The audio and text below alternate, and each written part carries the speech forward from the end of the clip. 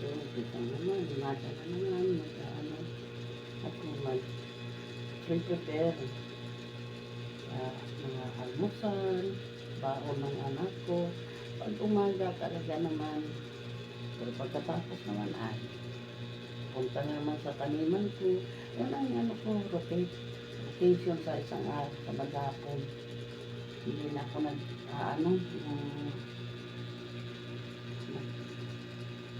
masyadong nagagalaw. Yung parang hindi na ako masyadong problema, bahala yan ang problema.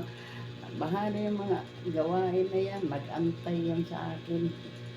Kung gusto, ba't ko to problemahin ang hindi problema?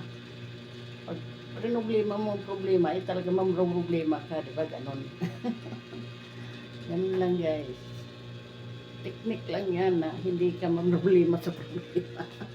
Para maging enjoy ka lang sa buhay mo. Kaya na-enjoy ko lang. Basta ito, ang mga anak ko, yan lang inano ko mga anak ko na laging healthy lahat ng mga anak ko. Hindi sila maging kaya pag may problema ang mga anak ko, parang problemado din ako pag may karamdaman. Parang iniisip ko, hindi ko na rin yan ang nasa isip ko, bakit? Sana gumaling. Basta lahat ng panalangin natin pagdating sa mga anak natin. Lahat. Pagpalain sila, ang kanilang kalusugan, lalo na. At saka yung yan ang lagi kong inaano sa mga anak ko. Pero yung mga gawain bahay, mga makakain. Hindi ko na problema ngayon. Makakain ako, hindi. Bahala na yan. Kasi ang katwiran ko, medyo matanda na rin naman ako. Okay lang. Sanay na ako dyan sa hirap. Kaya hindi ako masyadong problema. Kaya ngayon sinasabi ko, ang problema, bahala maproblema sa akin. Hindi ko na yan problema. Pero pagdating sa mga anak ko, yun talaga yan talaga ang iniisip ko na maging ang mga future nila, lalo na itong dalawang babae ko, maging maayos, lalo na itong dalawang babae ko kasi mga babae yun. Simula't simula talaga kami mag-asawa nakapokus sa dalawang babae. Yung mga lalaki, mahal namin. Lalo na ako, mahal na mahal ko yung mga anak ko. Pero, mas sigit tong mga babae kasi siyempre hindi natin alam ang makakapiling nila kung lalo na tong bunso na masyadong istariray. Hindi ko maintindihan ng naman siya, babae, tapos siya, maingay lang nga.